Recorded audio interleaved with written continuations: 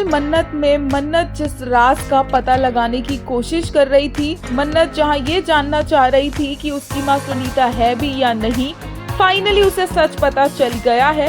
मन्नत को पता चल चुका है कि सुनीता उसकी मां नहीं है, बल्कि उसे झूठ बुलवाया गया था, उसे पैसे दिए गए थे ये झूठ मन्नत से बोलने के लिए।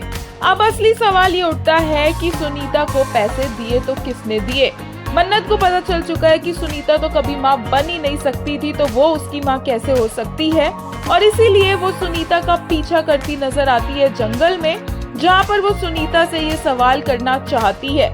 लेकिन अगर सुनीता मन्नत के हाथ आ गई तो मन्नत को सब कुछ पता चल जाएगा, और ये डर ऐश्वर्या को काफी ज्यादा झंझोड़ देता है।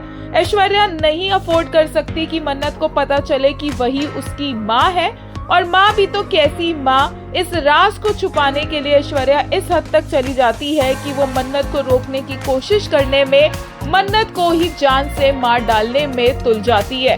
मन्नत को मारने के लिए ऐश्वर्या अपने आप को बचाने के लिए ये सब कुछ करती है, ताकि ना मन्नत को कभी पता चले कि उसकी असली माँ कौन है, और ना ही कभी भी मन्नत उस तक पहुंच पाए या उससे कोई सवाल कर पाए। इसलिए वो मन्नत को जान से मारने की कोशिश करती है और मन्नत का एक्सीडेंट कर देती है।